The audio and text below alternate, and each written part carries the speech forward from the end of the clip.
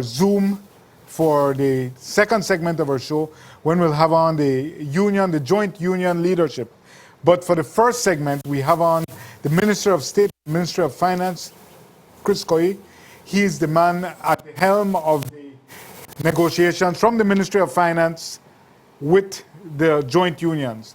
I know it is led by other senior members of the cabinet, but from the Ministry of Finance, you are the person that the Prime Minister sends in to hold that line, so to speak. And the line is, Minister, that the government must save $80 million.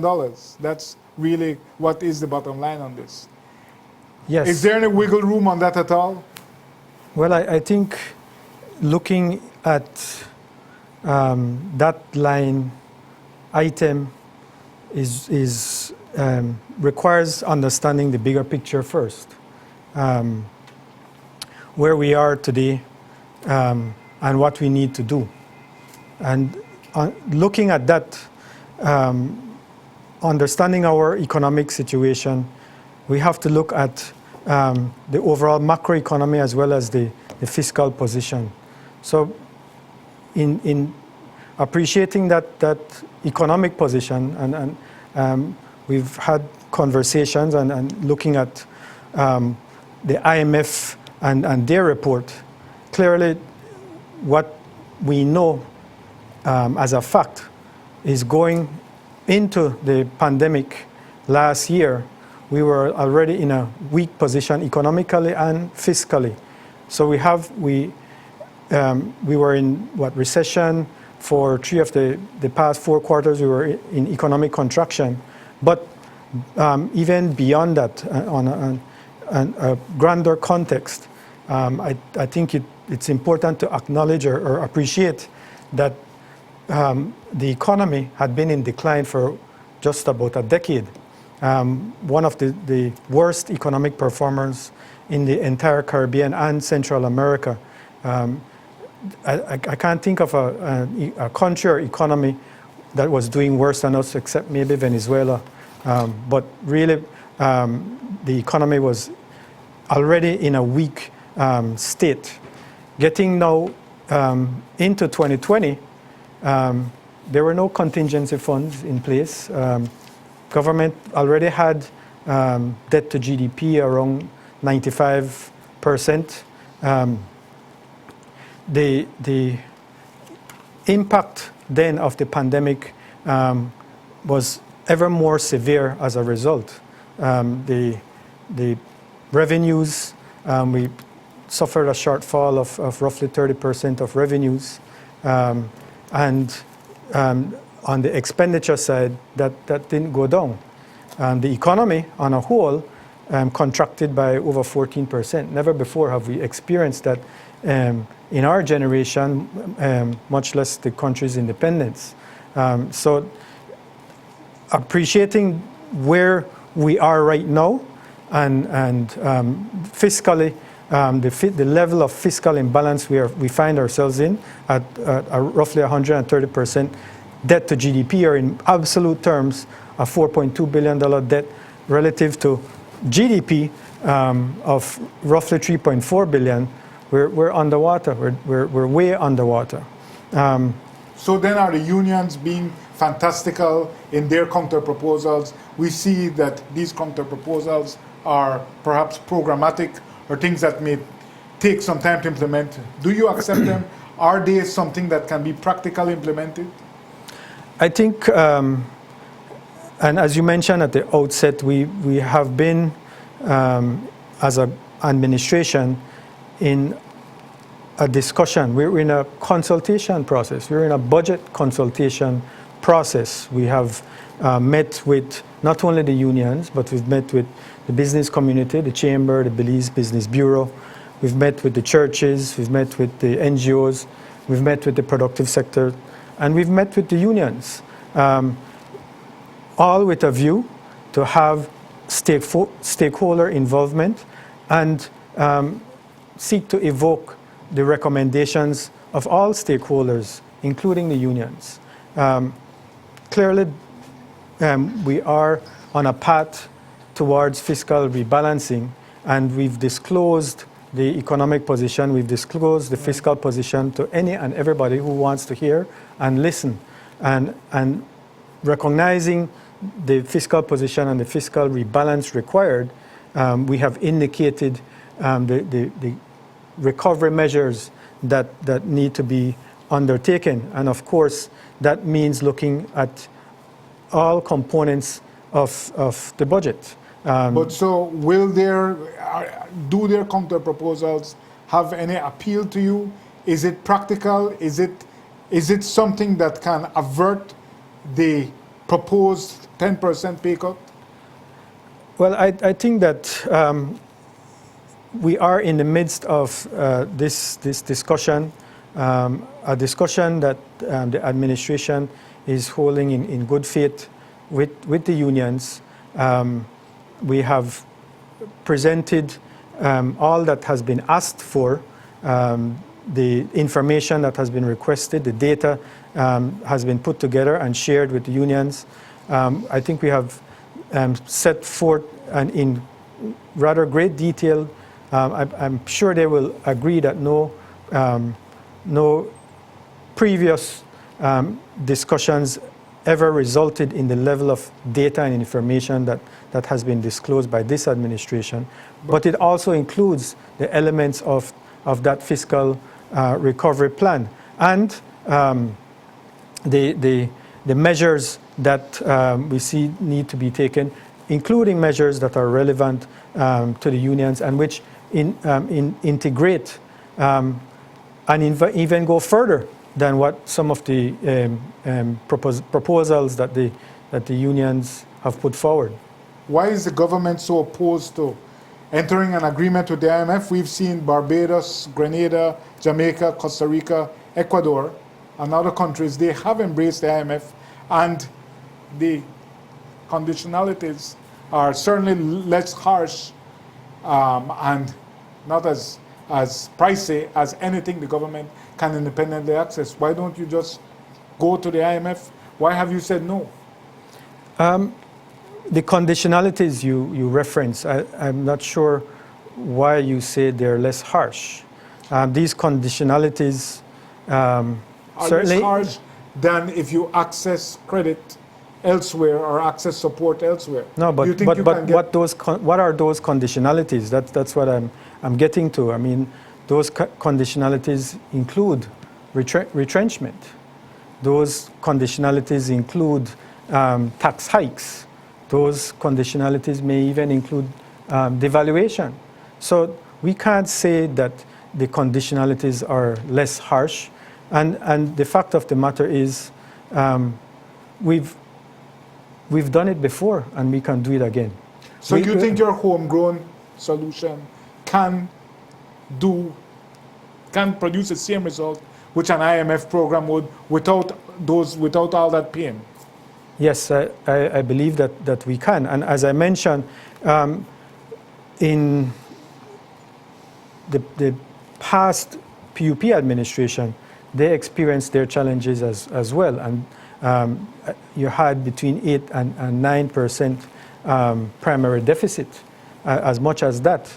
And by 2008, that had been reversed to a 3% or almost a 4% primary surplus. Obviously, they lost the elections in that time, but they implemented a homegrown recovery plan, which resulted in a performance that exceeds the performance being suggested by the IMF now and by the bondholders that the administration, the past administration, committed to. I realize that negotiations are ongoing, but is it as simple as this? That if the unions do not accept this 10% pay cut and the increment freeze, which will give the government an immediate $80 million in savings, if they don't do that, is the IMF waiting right down the road if they hold to their line and refuse to accept that? What I would say is that the line item of the wage bill is one line item in the entire budget. the current position of the government's financial position is that we are in a primary deficit of in or around 9% of GDP. In terms of that fiscal recovery plan, there is no way that the government can turn around a 9% deficit into a surplus in 1 year. So we have to recognize that it is a process that we have to engage, and it's a process that we are looking at accomplishing or turning into a surplus within 3 years. But recognize at the same time that we do have debt to GDP right now of roughly 130%. So if we are in that kind of debt position, a clear position of unsustainable debt, given that we are in that position already. Will there be a devaluation with that debt? No, what I'm getting at is that looking at the primary deficit, since we can't turn that around, what does that mean? That means that we will have more debt. Right. By next year. Right. We will have more debt by next year. What we're trying to do is simply get to zero as far as deficit or balance at the earliest possibility. But we are facing that kind of crisis situation as far as debt sustainability. But speaking about devaluation, Minister, it's being spoken about really openly for the first time since the 80s when we were in an IMF standby agreement. And it's the IMF in their most recent release which spoke about disorderly adjustment, I believe was the language. But my point is, how close are we really to a devaluation? Is it something that keeps you up at night? And how close is the government willing to take it? It can't keep me up at night because we would never make that happen. So get that out of your mind as far as this administration is concerned. It's certainly a minefield that we have been placed in when we talk about debt and the foreign exchange situation, unemployment rate, the economic performance. But I don't see that as an untenable situation. It is no doubt. I think there's a press release that we refer to the economic position as a wasteland. Right. But as bad as it is, this administration was elected on a resounding mandate to fix it, and we will fix it. We have to be measured, be deliberate, and make sure that we can find that path and that balancing act to make sure that we make our way through and turn this economy around. Not only turn it around, but transform this economy. It is an economy that has been, in a sense, neglected in the way that it currently exists. We talk about tourism representing over 40% of the economy. That really is not something to be proud of. Agriculture has shrunk over the past decade as a part of our economy, while tourism has grown. Mm-hmm. What are the other sectors that are relevant and that materially add value to this economy? The offshore sector has all but disappeared. Mm-hmm. We see little bright spots in terms of the BPO, but have we done enough to make sure that can be a relevant employer, a substantial employer in our neighbor, Guatemala? As I understand it, in the BPO sector, they employ almost 250,000 people. We employ 5,000, if that much. Why should we be employing just 5,000? And appreciating at the same time that the BPO sector that we call the BPO sector. We're really at the bottom of the barrel. We do call center services. We can certainly move that value add and create better margins in each of the sectors that we as a country operate in. Software programming can be done in Belize. Why not? Value adding to our traditional commodities and adding new non-traditional agricultural products. All of those things are possible, and it's for each and every one of us to play a role in making that not only possible but a reality. But you spoke, but right now we're in a wasteland. That is the line that the government used and in its release. And out of that wasteland, I will challenge you, Minister, you can't produce 10,000 houses and 50,000 jobs. This was an overreach in the PUP's manifesto. You all knew what you all were getting into. You followed the central bank figures. You knew what was going on. The Prime Minister, the previous Prime Minister, warned you all. So why did you all go ahead and make these fantastical promises when even if Belize is able to just level off, it will be a minor miracle? It's an overreach if you don't believe in yourself. I think that I believe in our people and the capacity and the competency of our people. I believe in the creativity of our people. If you have this glass of water, is it half empty or half full? At all times, we look at it as half full. There is always that effort that we can take that can turn a negative into a positive. Yes, but that, I will challenge you, Minister. That is a platitude. The realities are that our economy is, you said it, underwater. Yes, you can't be negative. Of course, it can recover. It has done so before. In 1984, in 2006, we saw those recoveries. But I am saying there is a reality that every government that has been elected, the Musa administration, the Barrow administration, in their period of government, they have made huge borrowings, $2 billion roughly for each of them. Mm-hmm. They have grown the debt. You all can't afford to do that. Are you prepared to tell your colleagues in the cabinet, listen guys, there's no money to play with. We have to produce surpluses on the recurrent side and we can take on no more debt.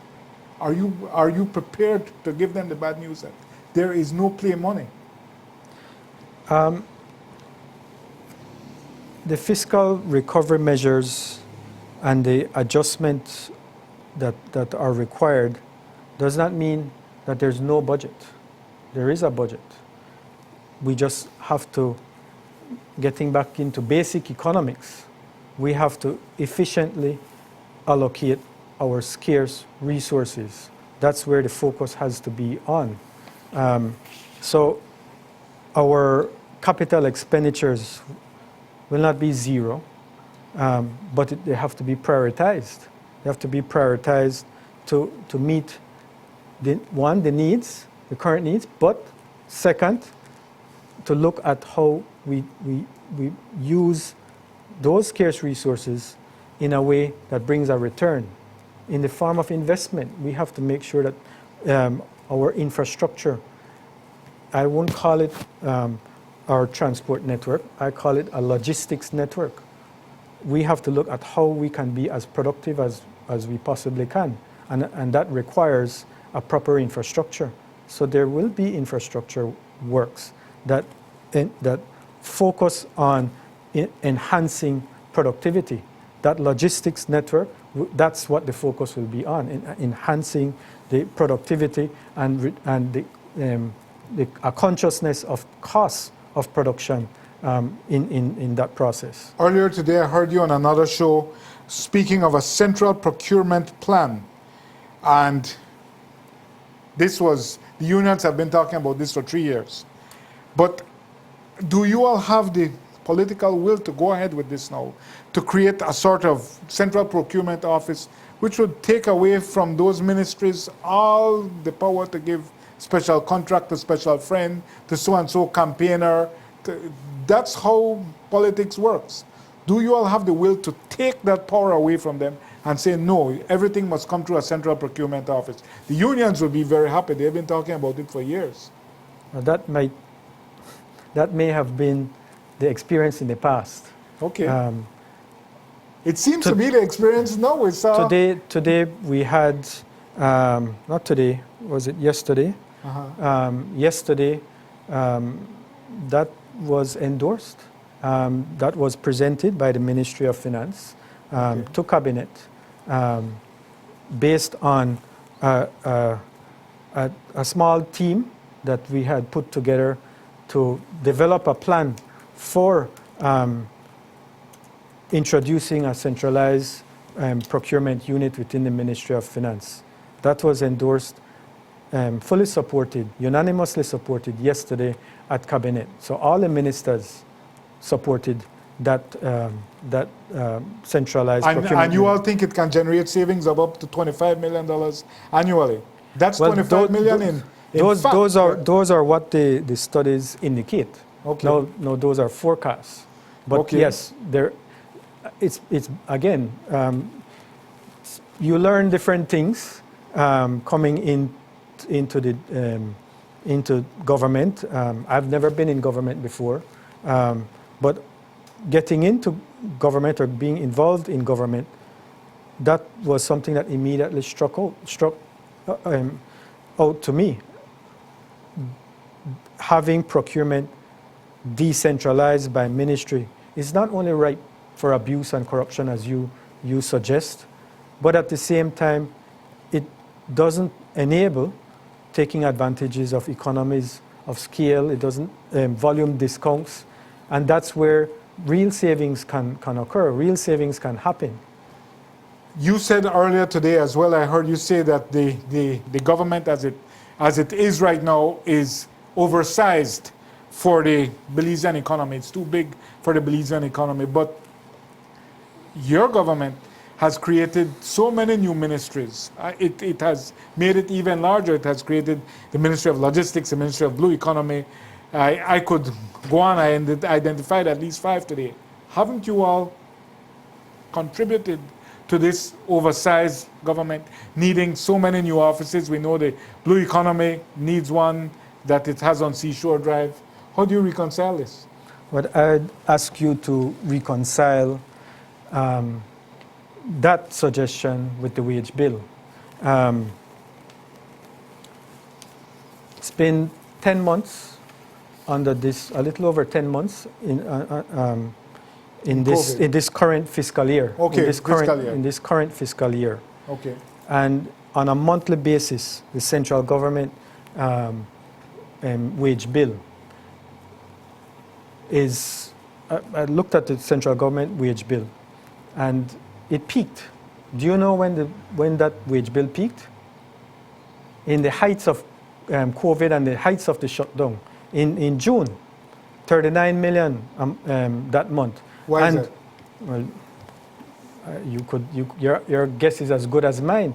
39 million that month, and let's proceed through on a monthly basis all the way up to elections. 39 million, 38 million, consistent.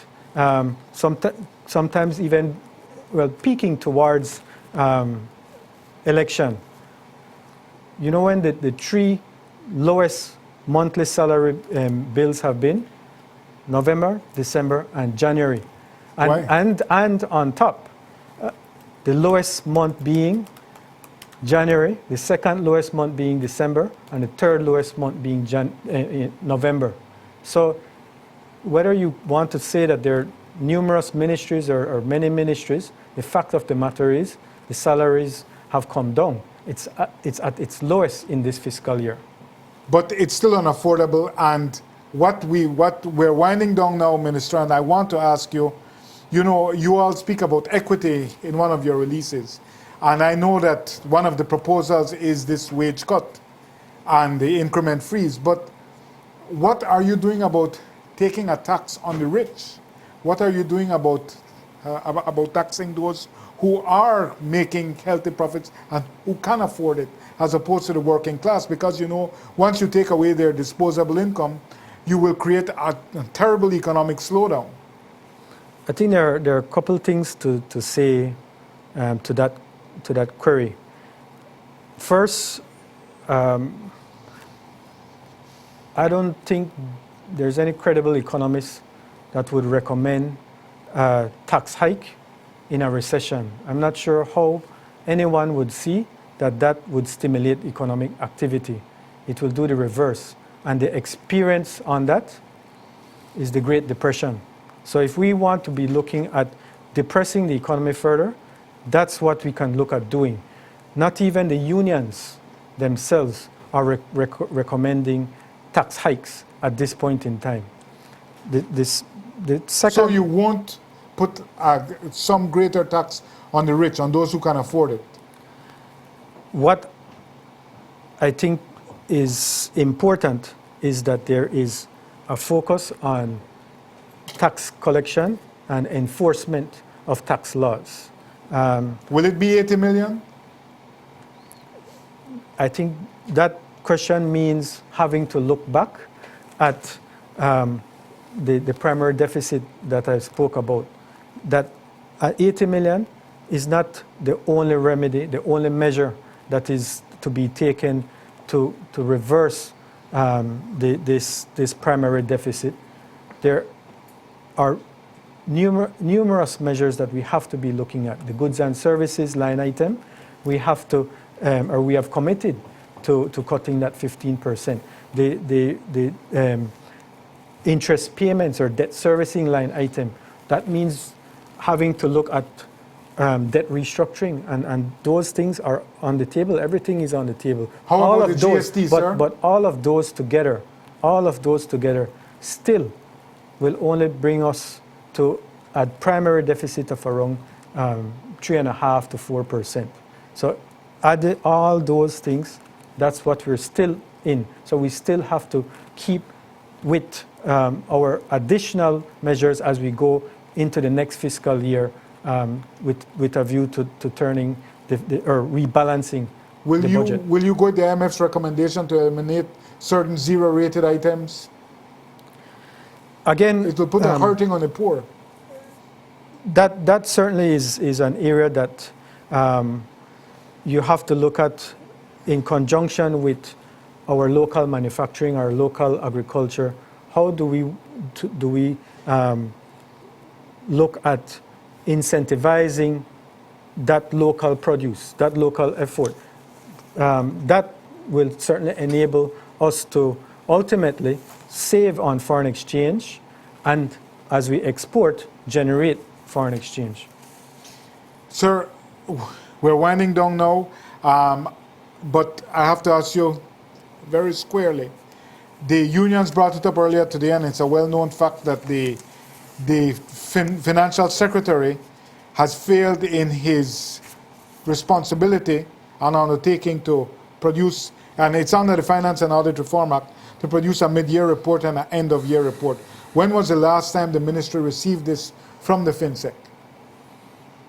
Well, I would say that I'm not aware of having received any under this administration, but this is an administration that's only 4 months old. You would have to ask the past administration as to. But you're in the office. Is there any lying around?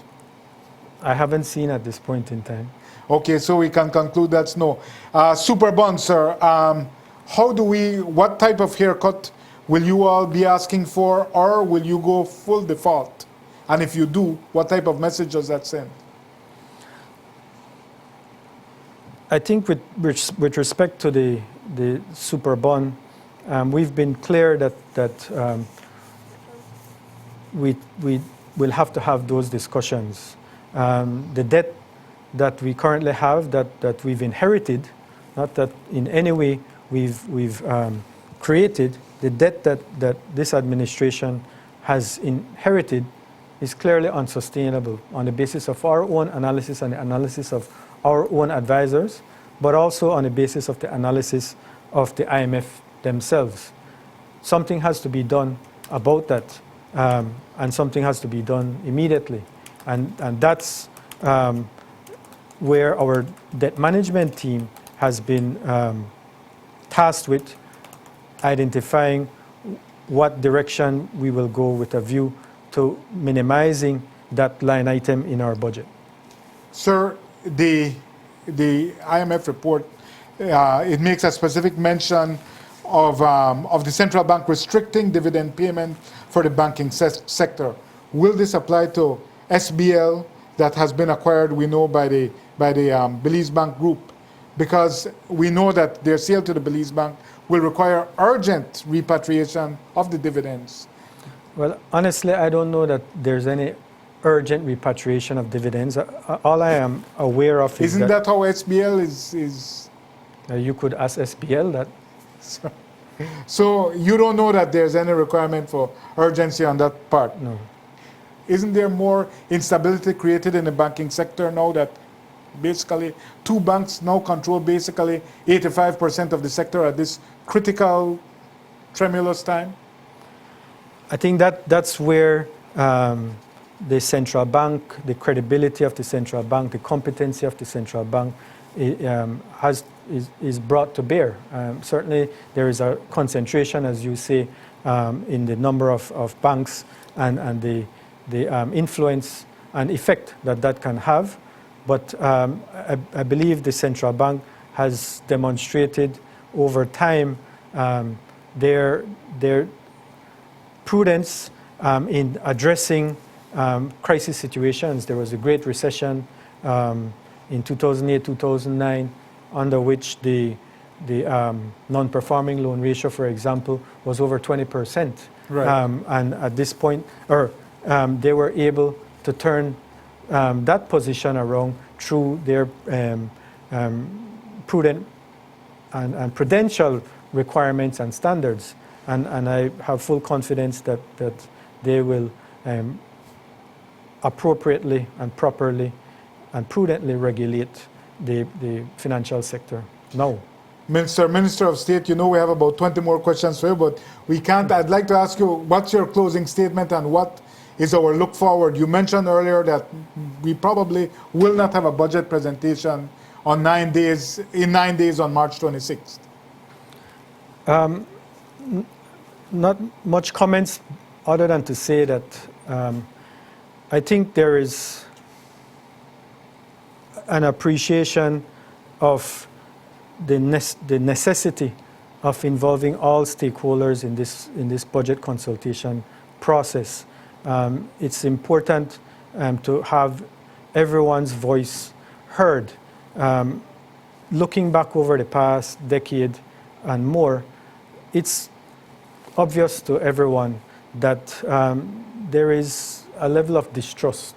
There's a clear level of distrust of politicians and leaders, whether UDP or PUP. And the impact or effect of that distrust has been the clamor for the involvement of other stakeholders in the decision-making process. So you could look at the Senate, for example. The Senate has social partners, all the social partners, the business community, the unions, the NGOs, and the churches. And at least from my perspective, that is represents a proxy for an independent view and not just a political view. That proxy or that independent view reflects the level of distrust and the result of appeasing that distrust. It's not limited to the Senate, it's in other statutory bodies, including the DFC as another example. Mm-hmm. Yet, over the past decade, we've still declined. There still has been a precipitous decline. So in looking at where we are now, I think it's important that we be more than who we are. Everybody has special interests. Everybody has you could go down the line on the social partners. They all have the special interests. But at the end of the day, I think it's important that we take on this moral responsibility to do more for our children, the future of our children. When we look at the debt, what does that debt represent? Will we be paying off that debt, or will we allow our children to pay off that debt? It sounds like you're saying they have to make a sacrifice. So we all have to make the sacrifice, and we all have to be bigger than who we are. That is the solidarity. I see that as being one of the mottos. That's how we make it through this. It's taking away. It's called a sacrifice. We all have to make that sacrifice. Certainly, the ministers of government have already taken that sacrifice. Excellent. Thank you so much, Minister. We heard it tonight from the Minister of State in the Ministry of Finance. He's been on TV from 6 a.m. until 9 p.m. This man is working overtime and taking a sacrifice with his pay. Thanks so much for appearing, Minister, and I appreciate it. We'll take a quick commercial break now. We'll be back with the union representatives, the joint union representatives. Stay tuned to Uncut right here on Channel 7.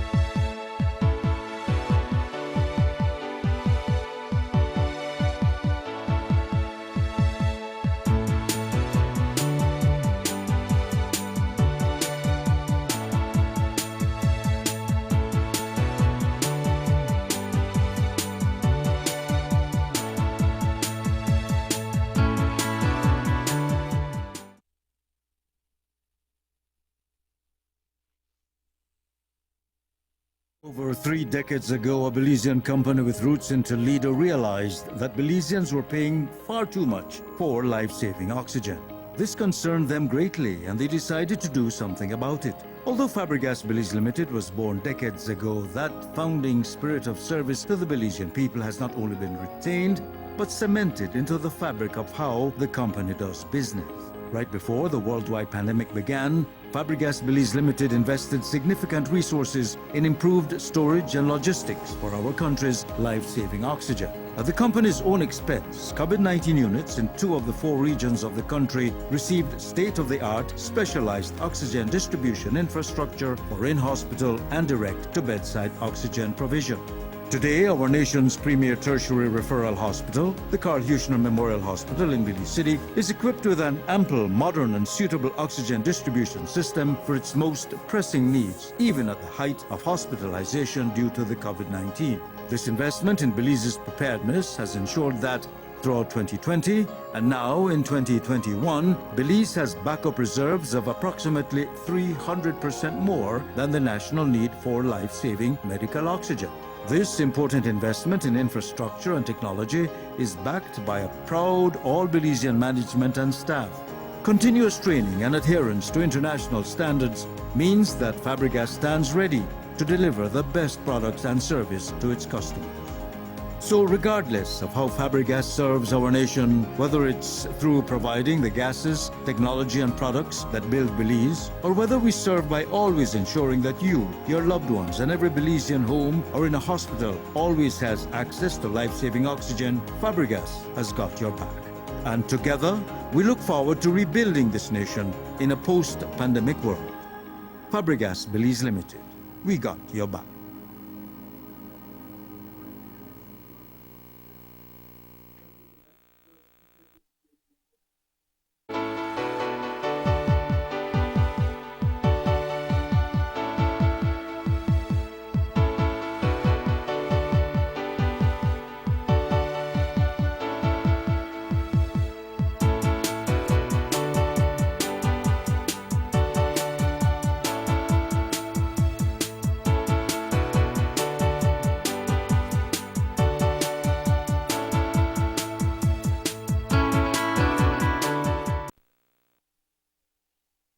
Price Premier Products Limited has been proudly serving Belize for many years. We aim to serve you better and are pleased to announce our new office with convenient parking at number 1728 Chetamal Street, Belize City. Here, you will find our Price Smart outlet opening on weekdays from 8 a.m. to 5 p.m. Be impressed with the variety of quality branded products such as Pampers, Always, Tide and Downy, Del Monte, DAC, Vigo and Alessi, Duracell, Crystal Farm Cheese, Linda Powdered Milk, Great Lakes Pork Tails, Ground Coffee, Authentic Gillette for men and women. We distribute many of the world's top and finest brands to supermarkets and stores nationwide. For authentic brands and quality products, visit us today. Price Premier Products Limited, importer and distributor of fine quality products. Over 3 decades ago, a Belizean company with roots in Toledo realized that Belizeans were paying far too much for life-saving oxygen. This concerned them greatly, and they decided to do something about it. Although Fabregas Belize Limited was born decades ago, that founding spirit of service to the Belizean people has not only been retained, but cemented into the fabric of how the company does business. Right before the worldwide pandemic began, Fabregas Belize Limited invested significant resources in improved storage and logistics for our country's life-saving oxygen. At the company's own expense, COVID-19 units in 2 of the 4 regions of the country received state-of-the-art specialized oxygen distribution infrastructure for in-hospital and direct-to-bedside oxygen provision. Today, our nation's premier tertiary referral hospital, the Carl Huchner Memorial Hospital in Belize City, is equipped with an ample, modern and suitable oxygen distribution system for its most pressing needs, even at the height of hospitalization due to the COVID-19. This investment in Belize's preparedness has ensured that throughout 2020 and now in 2021, Belize has backup reserves of approximately 300% more than the national need for life-saving medical oxygen. This important investment in infrastructure and technology is backed by a proud all-Belizean management and staff. Continuous training and adherence to international standards means that Fabregas stands ready to deliver the best products and service to its customers. So regardless of how Fabregas serves our nation, whether it's through providing the gases, technology and products that build Belize, or whether we serve by always ensuring that you, your loved ones and every Belizean home or in a hospital always has access to life-saving oxygen, Fabregas has got your back. And together, we look forward to rebuilding this nation in a post-pandemic world. Fabregas Belize Limited, we got your back.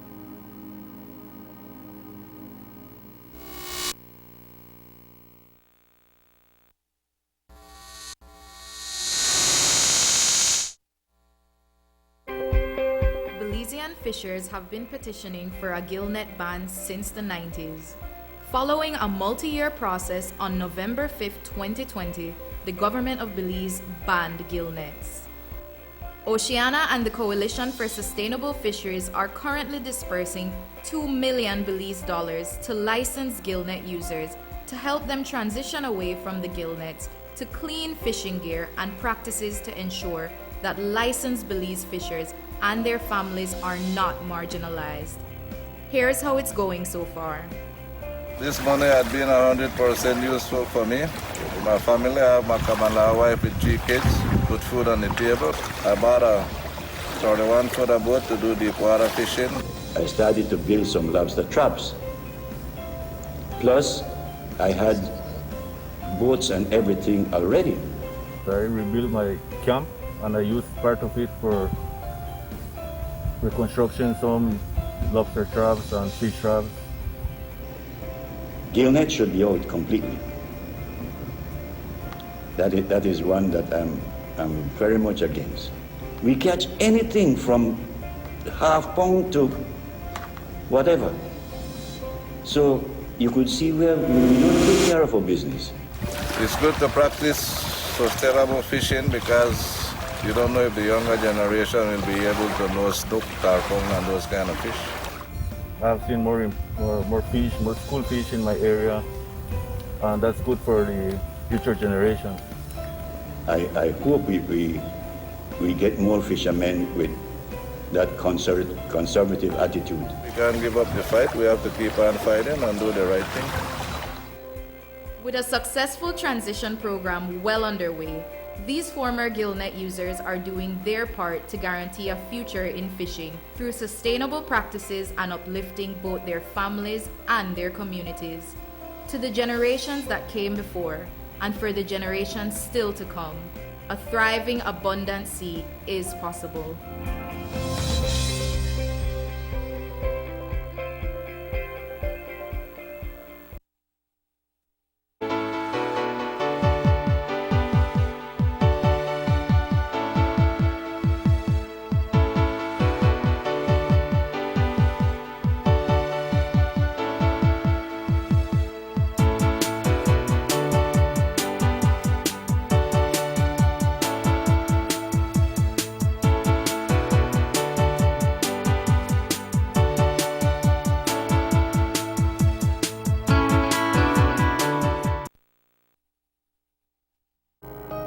Over 3 decades ago, a Belizean company with roots in Toledo realized that Belizeans were paying far too much for life-saving oxygen. This concerned them greatly, and they decided to do something about it. Although Fabregas Belize Limited was born decades ago, that founding spirit of service to the Belizean people has not only been retained, but cemented into the fabric of how the company does business. Right before the worldwide pandemic began, Fabregas Belize Limited invested significant resources in improved storage and logistics for our country's life-saving oxygen. At the company's own expense, COVID-19 units in 2 of the 4 regions of the country received state-of-the-art specialized oxygen distribution infrastructure for in-hospital and direct-to-bedside oxygen provision. Today, our nation's premier tertiary referral hospital, the Carl Huchner Memorial Hospital in Belize City, is equipped with an ample, modern and suitable oxygen distribution system for its most pressing needs, even at the height of hospitalization due to the COVID-19. This investment in Belize's preparedness has ensured that throughout 2020 and now in 2021, Belize has backup reserves of approximately 300% more than the national need for life-saving medical oxygen. This important investment in infrastructure and technology is backed by a proud all-Belizean management and staff. Continuous training and adherence to international standards means that Fabregas stands ready to deliver the best products and service to its customers. So regardless of how Fabregas serves our nation, whether it's through providing the gases, technology and products that build Belize, or whether we serve by always ensuring that you, your loved ones and every Belizean home or in a hospital always has access to life-saving oxygen, Fabregas has got your back. And together, we look forward to rebuilding this nation in a post-pandemic world. Fabregas Belize Limited, we got your back.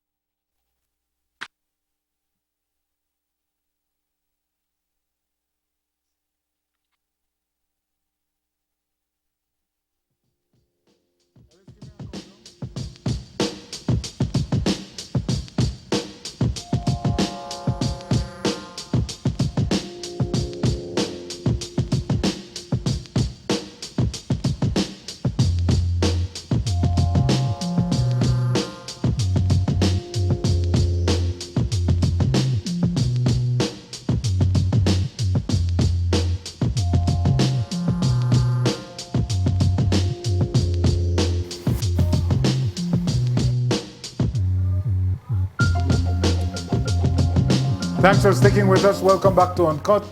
We're here. We're joined by 2 eminences of the union movement, Senator Elena Smith from the President of the BNTU and Chief Magistrate Sharon Fraser, the President of the Association of Public Service Senior Managers. And we're joined remotely by Dean Flowers, the First Vice President of the Public Service Union. He's joining us by Zoom from Belmopan. First of all, my attention is drawn to the Chief Magistrate's shirt. She says, you can read it there. She's a talented individual. I have to ask you, it's such a provocative shirt. Man, I know you are a talented individual, Sharon. I've known you for at least 30 years. Why you have to make all we know? Why is that statement important at this time?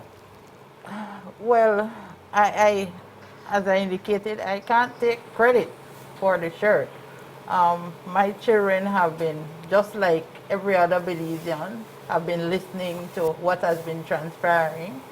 And I do have to give credit to my daughter in saying that, but Mom, we know you talented.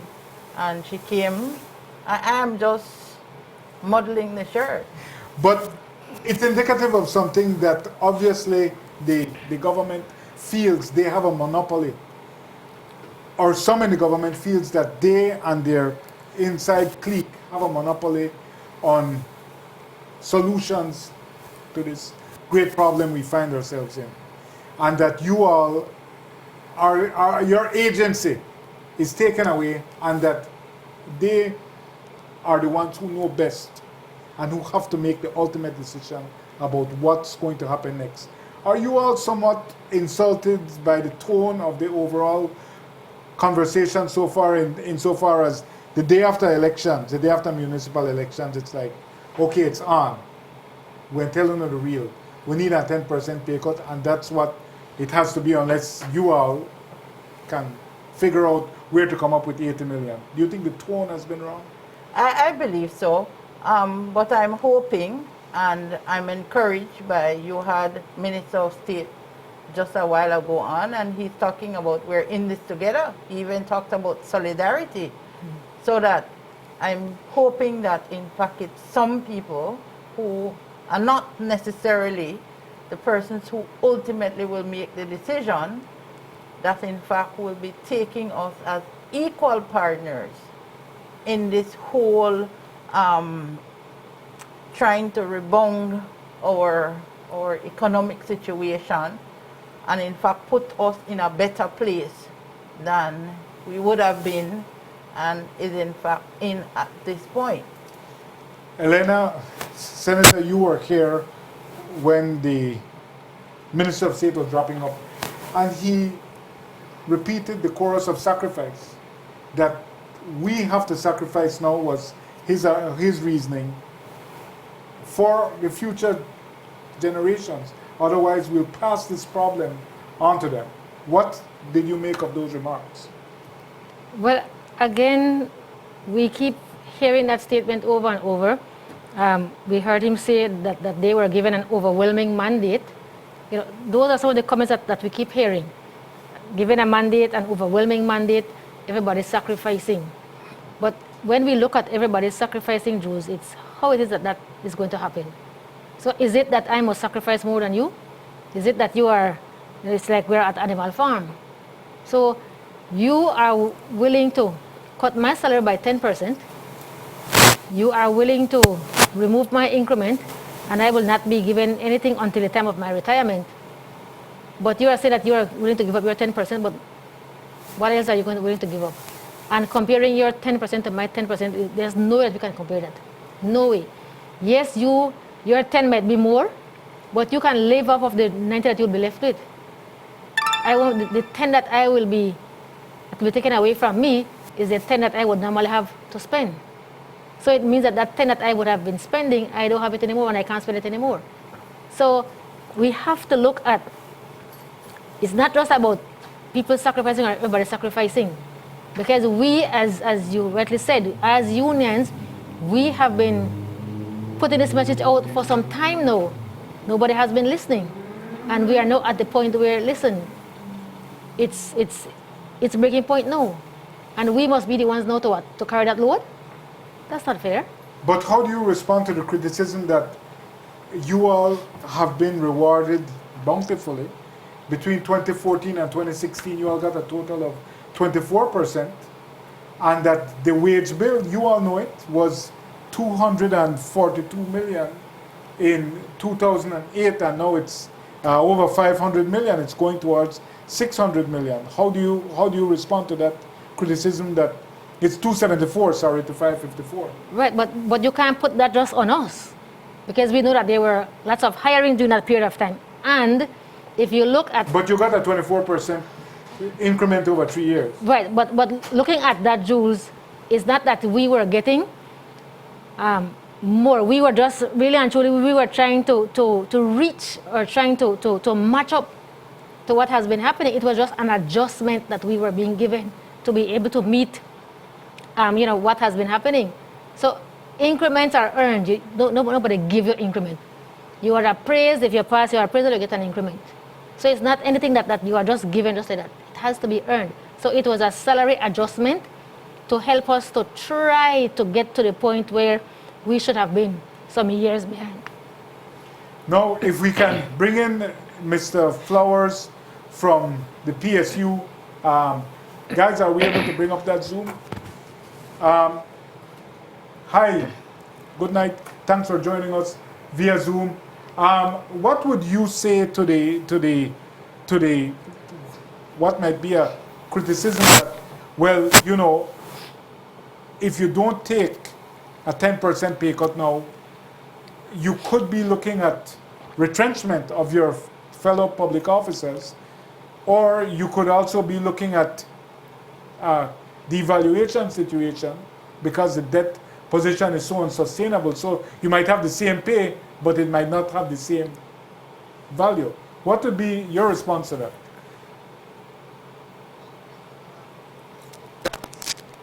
Whilst we're in the middle of a pandemic and a recession, I think that any true leader who has witnessed the kind of unemployment, if I may say, over the last year, who has the number and the total number of unemployment to continue to even bring up the suggestion of retrenchment leaves a lot to be desired. The public sector wage bill is having significant impact on this economy. And for anybody to be talking about retrenching and tampering with that wage bill, which accounts for 50% of the economic activity currently in the economy, is irresponsible. In regards to devaluation, I'm glad that Sister Elena clarified with you that there was never any salary increases. These were salary adjustments to adjust for inflation over all the years that public officers never got an increase. The only thing we get is an increment. So we've never been given an increase. And so I'm glad that she clarified that. As it relates to devaluation, we're currently experiencing devaluation. We have a private sector, primarily an Asian community, and this is, of course, no disrespect or discrimination to them, who devalue our dollar daily. So poor people who are making $14,000 to $24,000 or $30,000 a year, Jules, their money is already devalued because they don't have excess to splurge. So our money already devalued. And I could understand the concern of those who have millions in the bank that is yet to be moved out of the country. I could clearly understand their concern about devaluation. But the reality is 50 or 75% of the public officers don't have any money in the bank that could really devalue. Will our spending power and all of that be affected? Yes. But let's be fair, man. Let's be fair. It's not about retrenchment. It should not be about retrenchment. It should not be about devaluation. It's about how do we fix the problem that we're all in. Do you guys, and I will ask first, but do you think that a big part missing out of the picture here is that we hear that they want to cut the wages of the working class, but how will they get an equivalent sum or any sum from those who are making a lot of money, from the very wealthy in this country? Are there talks about that? I tried to engage the Minister of State on it. I don't think he was as specific as they are with the wage cuts. What do you think of that? That where is the matching 80 million in new taxes from those in the society who can pay more? I will tell you this, Jules. I'll just speak to two allowances given to ministers, entertainment and telephone, and that accounts for $31,200. $31,200 in allowances alone, and that just two allowances. I can tell you that if I was to run a formula right now on my computer, I would be able to tell you the percentage of public officers whose salary is below that. So I am hoping that if we're going to cut 80 million, that at least 50 to 60% of that will be coming from ministers and senior government officials. Because before this showdown, I'll tell you exactly what's the percentage of public officers who are making $31,000 and less, which equates to only two allowances being given to ministers. Would you guys like to weigh in on that? Elena and Sharon, do you think the conversation is too tilted in one direction at the low-hanging fruit, let's say, which are the teachers and public officers, and enough attention isn't being paid to those who make a lot of money in this society? I believe so. I think it's skewed towards what is easiest. So go after, as you said, the low-hanging fruits, when in fact the bigger, the juicier fruits are at the top of the tree. It might require that you have to climb it. So it's not easy. But that is what has to happen. I know that Brother Dean continuously speak about what about the revenue, enhancing the revenue part of this whole equation. Very little has been talked about that. We've given immediate solutions in terms of the collection of GST. We've also looked at the issue as it relates to the outstanding tax coming out of the Belize tax services, because while it is, the minister had explained, a number of these outstanding taxes are non-collectible, that is his word. That is not what we're getting out of the persons within the Belize tax services. In fact, they were confirming that at least 40%, if not more, outstanding taxes can be collected, right? No, I might very well not be able to give you the figures, but at the end of the day, these are immediate things that can happen. We also looked at a restructuring of the taxation, the whole system in terms of paying tax. Imagine, as a public officer, as an attorney and a public officer, I pay 25% tax.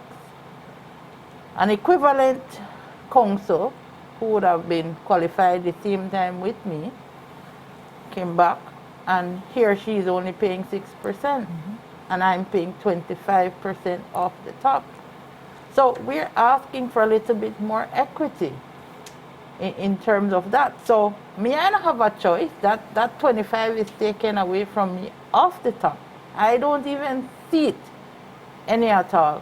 And I will tell you, the minute I owe is because a deduction order is coming to my workplace to take out what I owe right away. So what happened to all the other people who owe? I've looked at the situation where big landowners have been given exemptions.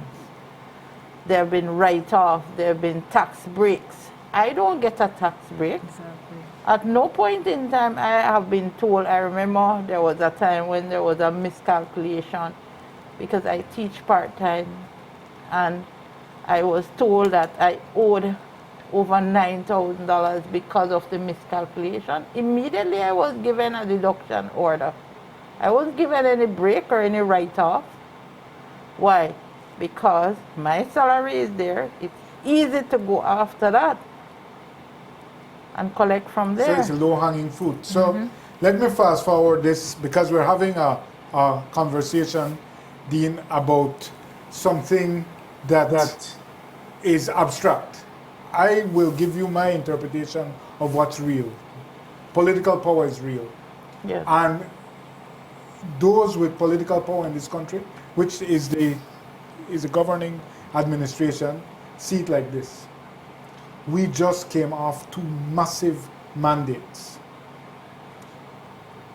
Unprecedented victory in the municipals, near unprecedented victory in the general elections. We have the support of the people. They will, my experience is, engage you all, listen to you all, but at the end of the day, who has might makes the decision.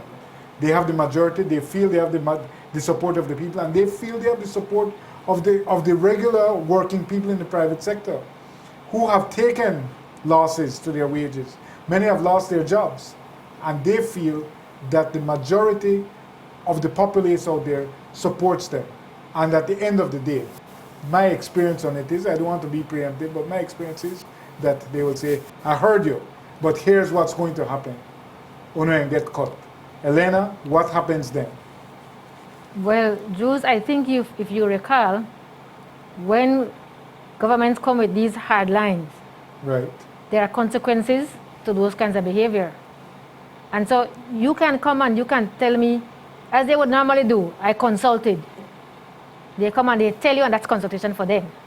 But at the end of the day, while you were given a monitor, while you were voted in overwhelmingly, that's how you feel. We are the same persons, and I'm talking about people in general. It was the populace who gave you that vote. You have to understand that you were given that mandate to work for us. It's not the other way around. We need to work for you, you to work for we. So you have to listen to we at some point in time. And as unions, we have to find innovative ways of getting them to listen to us. So you may think that you will have your way, or you may have your way at some point in time, but remember, you will not always have your way, and things go around. There are consequences for every action that we take. What the government feels is, okay, when I get BEX, they will do what they have to do. When I get BEX, but they will bring the economy around, they feel, if they push through this cut. And they will bring the economy around, and while you all may do your industrial action, they are willing to wait you out because they feel that if they push through this cut, they can swing things around, and in a year or two, everybody will be saying, Que viva again, and we see the wisdom of the leadership of the PUP. That's what they feel. But Yeah. George, how would they do that? It is the public officers who collect revenue. It's the public officers who do the implementation. We are the ones who are out there doing the collection. And as it relates to the workers from the private sector, yes, we can sympathize, but I want to say to the general public that public officers never stop working all through the pandemic. Your reporters can talk about what it was like in front of the courts every single day during the pandemic. Right. We never stopped working.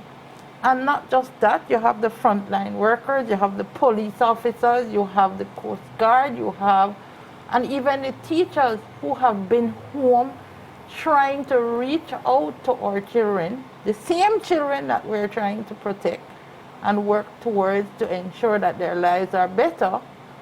We continue to work. We sympathize. In fact, the very public officers and teachers are supporting those who would have had spouses, children, and others in the private sector who have lost their job. So they have lost their job.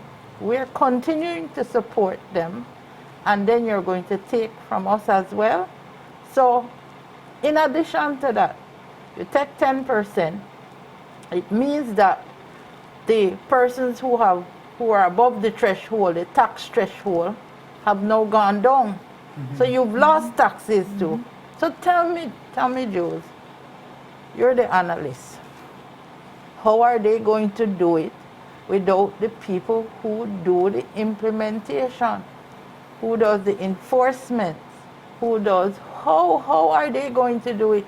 No, you can do it if you have the buy-in and the cooperation. Why not? And it's not that we're not prepared to make more sacrifice. We are. We are.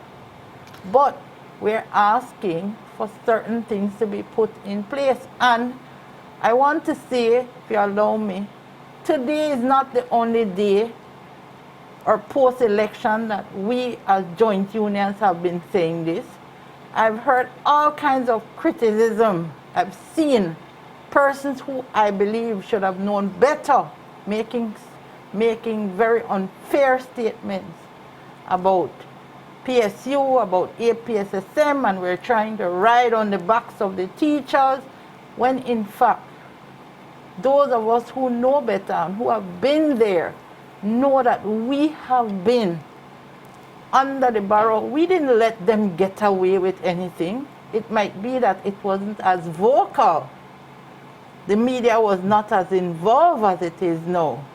But when certain things took place, we were right there in their face. Yes, it might have been behind closed doors and the general public didn't know. I think the longest teacher strike in my years of working in the media happened, Elena helped me, but it was during the UDP. It was 11. Right, exactly. Right, so right. And even then, we were in the face of government at that time. It, yes, would have meant, because people were saying, oh, APSSM and PSU didn't come out. They didn't support the teachers. But what they failed to realize is that there is laws as it relates to taking industrial action. And unless the necessary notices are given, we would have been performing an illegal act in doing that if the notice was not given. We have to give notice. So, Dean, I have to ask you all, if we can bring you in from Belmopan again, how far are you all prepared to go? Power concedes nothing without a demand. How far are you all prepared to go? Well, Jules, I can tell you that currently we have not contemplated getting into any mud match, so to say, with the government. As an executive of the union, I can only take back to my membership what it is that government proposes, or the decisions being made by government.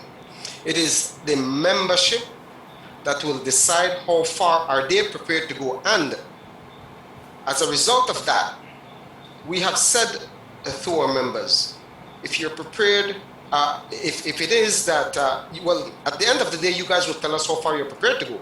But so in an event that we need to go to the farthest end to ensure that we stand on the grounds of principles on which we're currently standing, well, let's start showing some solidarity. Let's start cooperating with this union. And I am very proud and pleased to say that the response we got last Friday from our Yellow Fridays, which continues this coming Friday, has been overwhelming. We expect that that will double up this coming Friday.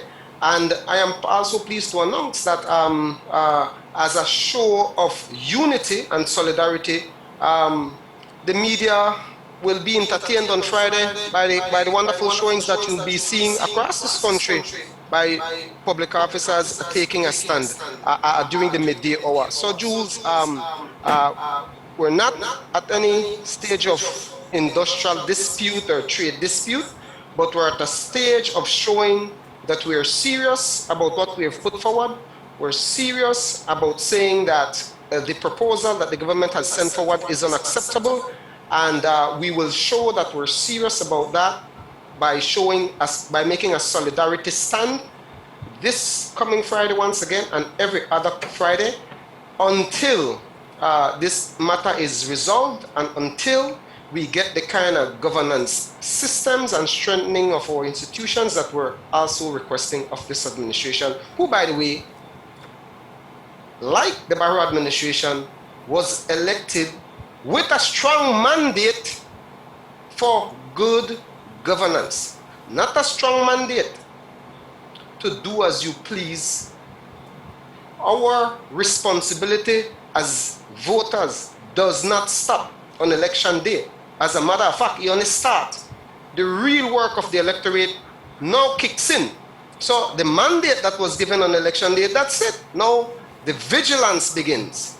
And so I hope I have answered your question as best as possible.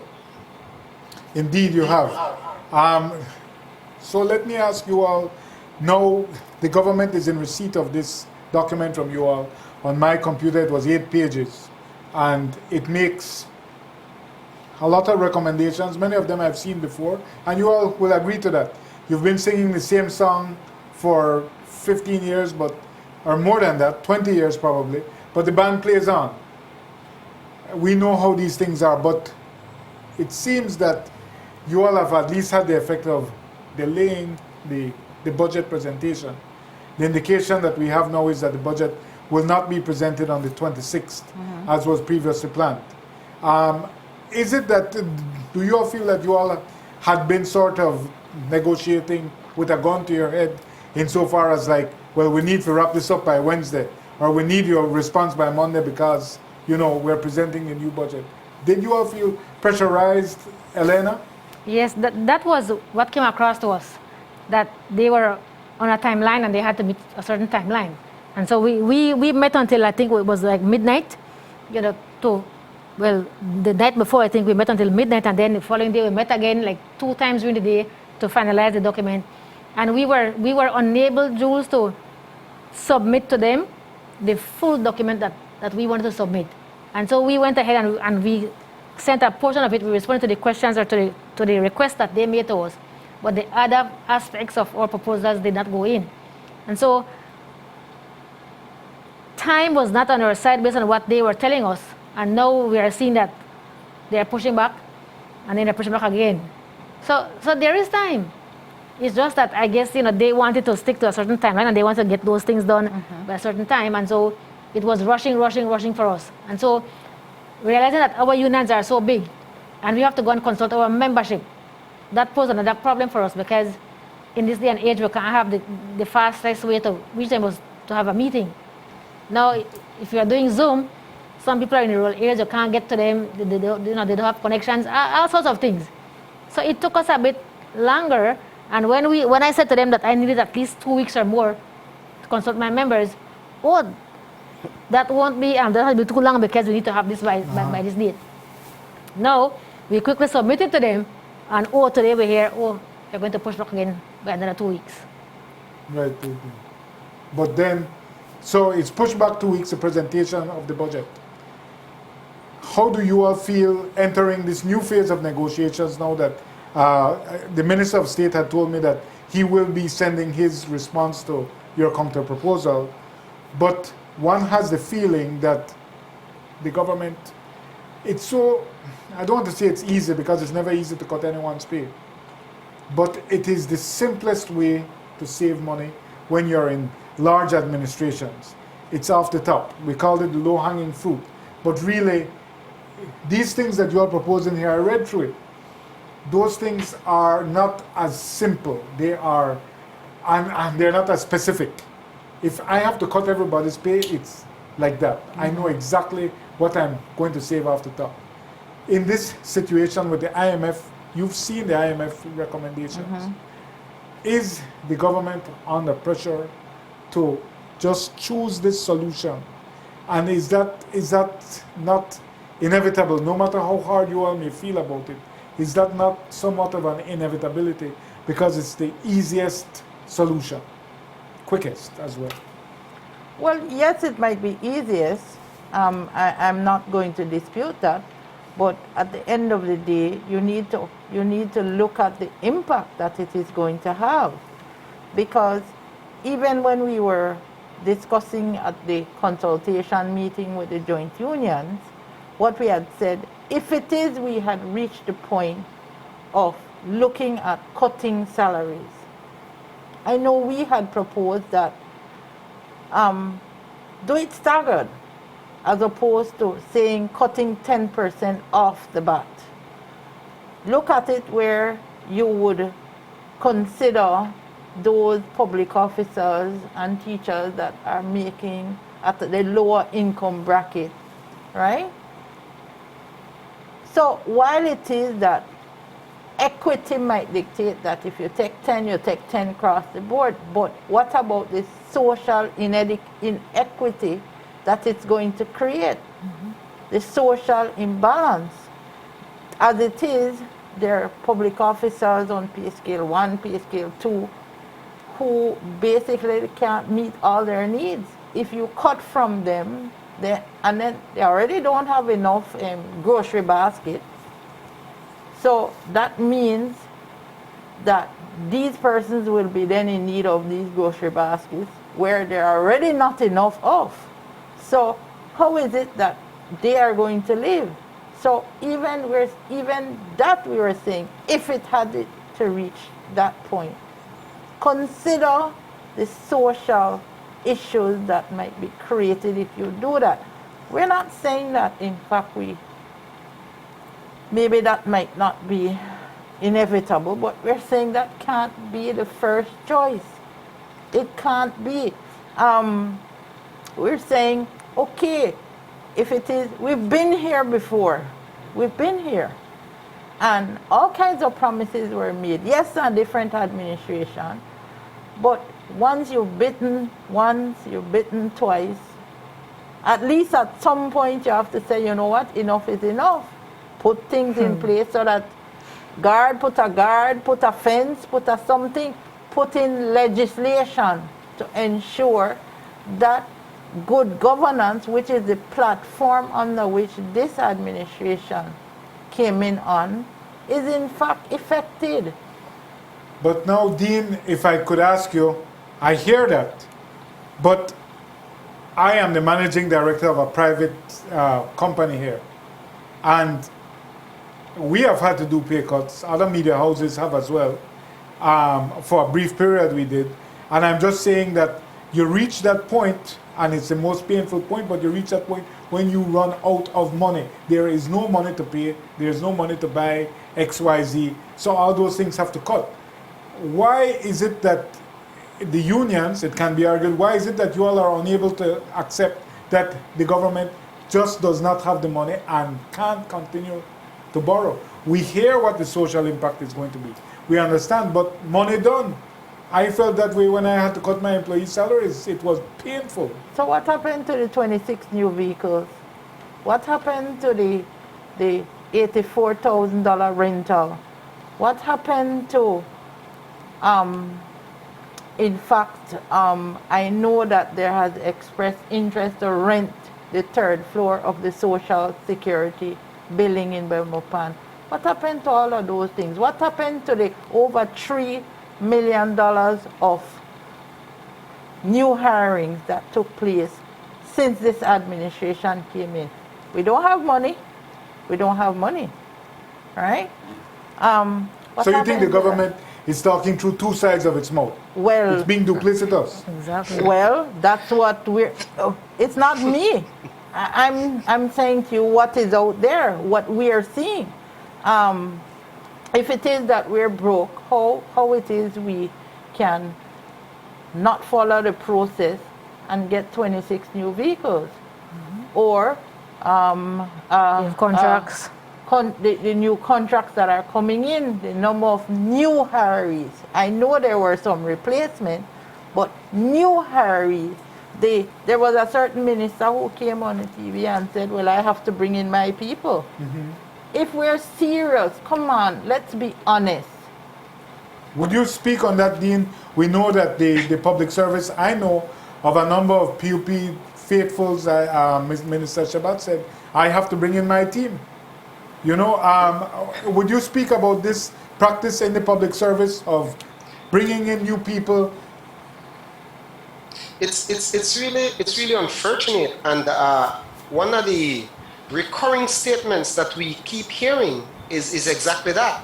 That imagine being a representative and not being able to hire your constituents, and it goes back to the question: are you for real? The government's job is to grow the economy and create an enabling environment for job creations within the businesses which grow and which expands and which are birthed. The government job is not to come into government and to try to create employment within the government. Your job is not to hire people. Your job is to create an enabling environment. And Sister Sharon, you forgot about the brand new building that sits at the airport, but yet the blue economy, Gampa Seashore Drive, Garant building. You look at the scandal today coming out of Caribbean tires or whatever they are. Mm-hmm. The best value for 6 pickups was not given. So it's hypocritical, and they're talking out of two sides of their mouth. You cannot be talking about wanting to do a centralized procurement office, which we support and which forms part of our recovery plan as well, with proper and decent legislation, with the kind of separation to ensure that it is open, transparent, and independent, and then at the same time be caught in lies. I mean, look at the press release that was put out today, and then look at the leaks of the financial secretary's memos in relation to that matter. Hypocritical. So you cannot continue to speak that no money there. Jules, there is this saying, the government never broke. The government never broke. And just as I promised you, I will tell you that the cut will not be the best thing for this country, nor for public officers, because of the 14,000 public officers, 14,800 that is within this country, that is within the public service, 10,916 of those public officers earn less than $32,000. Over 10,000. So when you talk about proportional cut, what will that 112 people at the top who are responsible for $4.7 million be giving up? Because there is another bracket of 13 people earning $1,025,000, and there's another group of 3,900 earning $105 million. So that crowd there, I want to know what kind of proportion giving up will happen, because the bulk there at 32,000, which that 10,000, 11,000 public officers. So the only 4,000 people they make responsible for about almost 50% of the budget, Jules. So I think I could, so what I'm saying here is that I'm giving them a number in terms of what they may very well have to give up, which is 50% or 44 to perhaps 44% of their salary. Excellent. It's proportionate to the wage bill, so it's only fair. I hear you. We have to wind down because we come to curfew time, and I think the commissioner probably wait to arrest me. So they want a reason to arrest me. And I don't want to appear in magistrate's court. Closing statements, Senator Elena, could we start with you? What is your message going into this added 2 weeks of negotiation? Well, Jules, we will continue to keep our members informed. We will continue to get feedback from them as we've done before, because in preparing our response, we had to survey our members and get from them, recommendations, suggestions, feedback that we could have included in our response to the government. But we will continue to be vigilant. We will continue to monitor. And we trust, as we have said to them in our first meeting, that we expect that they would come to the table being honest, being open, and being willing to work with us and compromise with us as well. You can't come to the table and want to come and dictate, because on that side, you have your role, and on this side, I have my role. And when we are around the table, we are equals. So you can't come to me, oh, you're my boss, or you, around the table, we are equals. So we are hoping that going forward, we can have some honest, open discussions, and we can seriously look at the changes that need to happen, that our members are saying that they must happen. Uncut is a must. We have to implement those legislative changes. And if we can get those, then we are sure that down the road, our country can be much better than where it is today. Madam President, APA, SSM. My last word simply is that I am hopeful. I am hopeful, and I have to be for my children and my grandchildren to come. That in fact, they don't find themselves in the same predicament that we find ourselves today. I must tell you that I was a part of a family who, when retrenchment took place, my mother was one of those persons who got retrenched. And I feel that it is important for me to, as best as I can, play that responsible role, continue to be.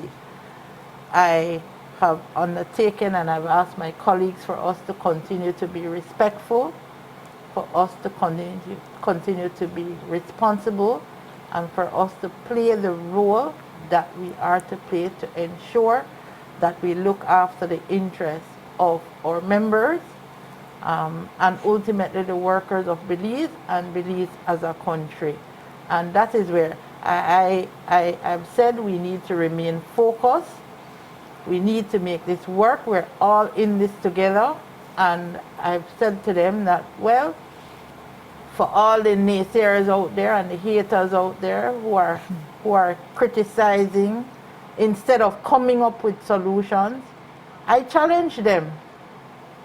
Come up with solutions to help us fix this issue rather than criticizing, sitting behind that computer of yours and being irresponsible with the comments that you're making.